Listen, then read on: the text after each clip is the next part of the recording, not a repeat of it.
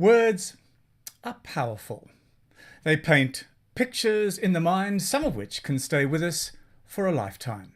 I mean, who can forget Martin Luther King's "I have a dream," or America's Declaration of Independence? We hold these truths to be self-evident. So words inspire. Words also, of course, wound and destroy. Words can even reform a nation. John Wesley changed the religious and social culture of Britain just with words. So, in seeking to write a novel, you are considering doing something that has the potential to access people's hearts. So, do it well. Why are you writing? How do you know that you are a writer? Well, a fair place to begin is to examine 5 things. First, what is your level of passion for writing? Do you love making up stories and telling them to people? Second, are you good at it? Now, it's important to be honest about this. What concrete evidence do you have for the answer? What do wise and discerning people say about your writing? Thirdly, do you have the personality to write? I mean, can you stick at things? Are you self-motivated and self-disciplined? Fourthly, do you have the life experiences and information necessary to give you something to write about? And fifthly, do you have a good imagination? I've mentioned personality. Now, of course, personality affects how you write and also how you learn. So it's important to understand yourself. I mean, some people write out of their woundedness. A few want to create a utopian fantasy they can escape to. Others want to get angry about something and preach. So try and understand why you are writing. I mean, brokenness usually sours a piece of writing like vinegar sours a good wine. So don't write from a neurotic need to stamp your significance on the world. Write from giftedness, not neurosis.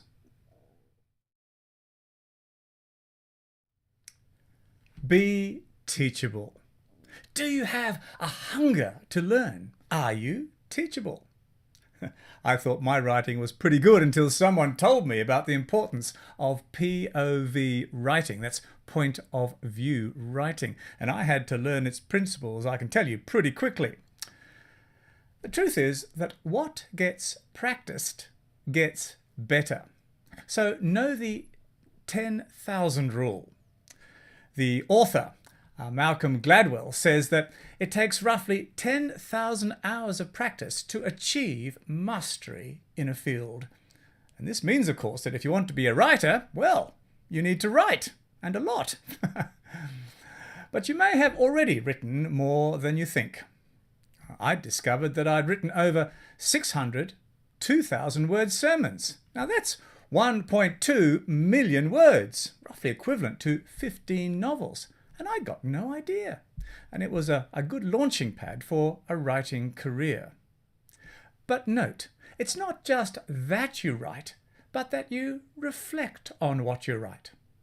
I edited my sermons both before and after I preached them. Why? Because I wanted to improve. I personally find one-on-one discussions with experienced writers really useful, and a good literary reviewer or editor can also teach you a great deal. So be humble enough to learn and improve, but not so humble that you conform to other people's styles so that you lose your individuality.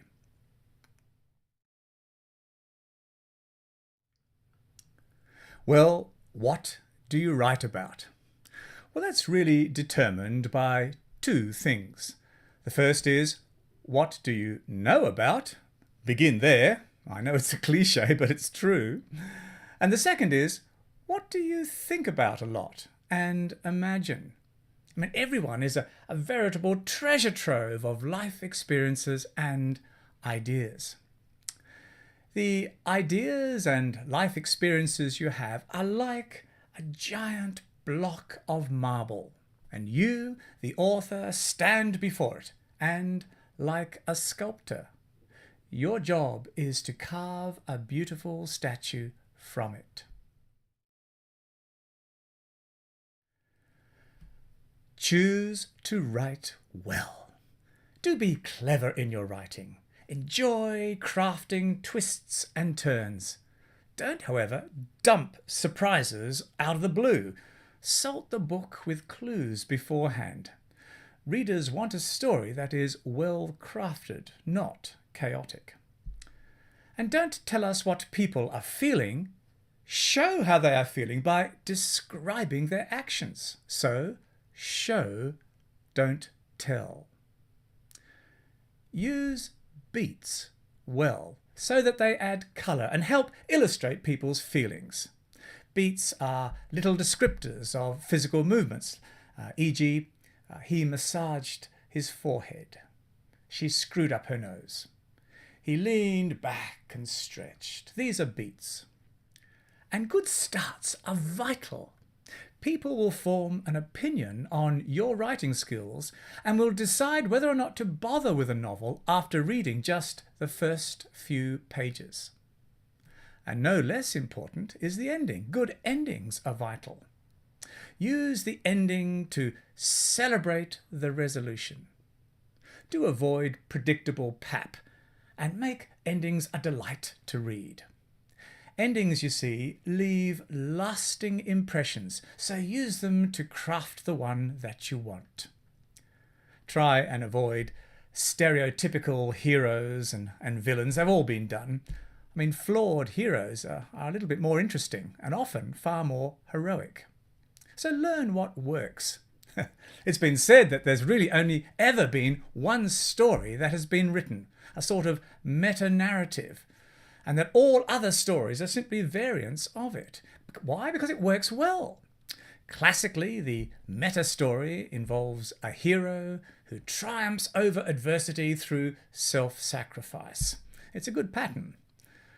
And note, people must like the hero, or at least be intrigued by the hero, otherwise they simply won't care what happens to him or her.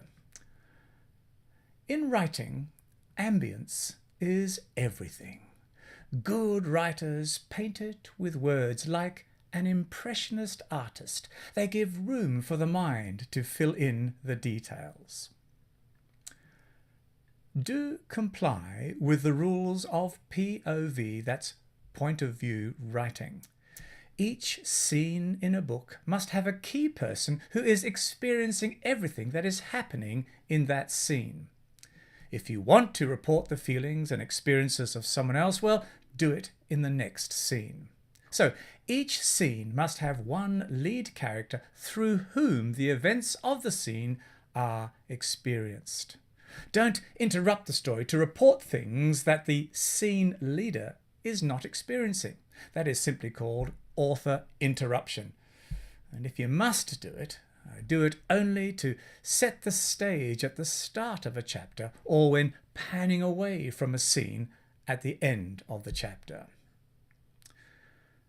And try not to tell your story through too many people's point of view. Otherwise, it'll simply sound too bitty.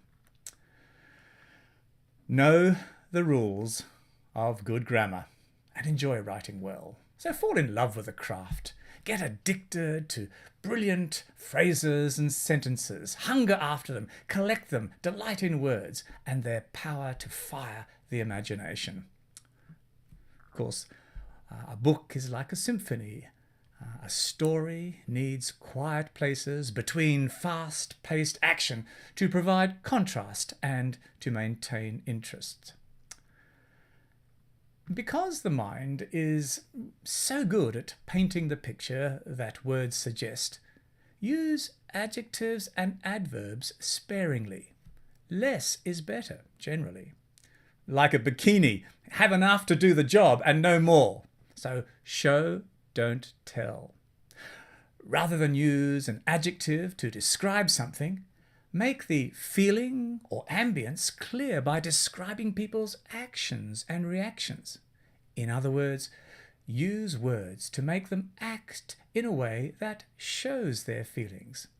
It requires a bit more effort, but it's better writing. Do enjoy researching for your novel. The observant and the curious make good authors. Delight in what you discover. Research is now pretty easy to do on the internet, but do be discerning. There's stacks of misinformation out there too, so do double check important facts from different primary sources. Enjoy your love scenes and do them well. Build the tension throughout the book and then release it beautifully, preferably without predictable cliches. The story of growing relationships is the most important aspect of most books, so developing these relationships gradually with care is very important. Give clues about someone developing feelings for a person by describing what they do, and do this well before the character admits to any feelings in words. And finally, edit, and re-edit.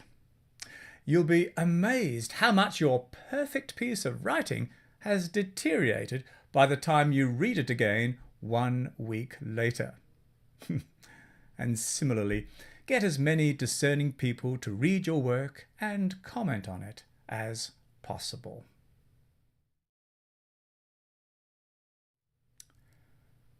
Vocabulary. Publishers sometimes tell me to simplify my vocabulary. The thing is, I had no idea it was necessary. So from this, do please learn that what's normal for you may not be normal for others who read your work. I think as a general rule, it's okay to slightly stretch your readers with vocab, but don't push your readers too much.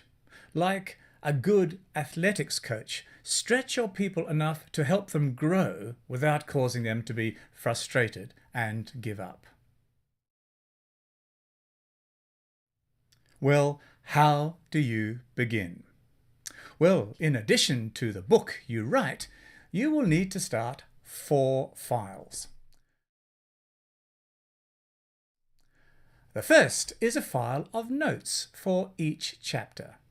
Divide up your plot outline into chapters and then drop these plot ideas plus any other relevant bits of text that you want into their respective chapters. The second file that you need is a file containing the profile of the major characters in your book. And this will help you define your characters and also be consistent in your description of them. The third file is an information library of subjects contained in the book in alphabetical order. So put an index at the start so you can find your subject easily when you want it. And this is where you put the information that you have researched for your novel. The fourth file that it is useful to keep is a literary library. And this is where you keep those delicious phrases and descriptions of things that you have collected and that you would like to use in your novel at some stage. Now, it's pretty difficult to order this file and it can get a bit untidy, but it nonetheless is a wonderful resource that helps you include great writing. Some authors find the computer program Scrivener helpful in organizing the writing of their book. And finally, work out the plot with interested friends. There's nothing like talking something through over a good coffee, and it's also a great deal of fun. Well, when do you begin? Well, once you've got a good idea of the plot, then make a start. To some extent, the story will, of course, develop as you write, and sometimes it'll change quite significantly. However, it is usually good to have a skeleton of the book in mind so that you know where you're aiming.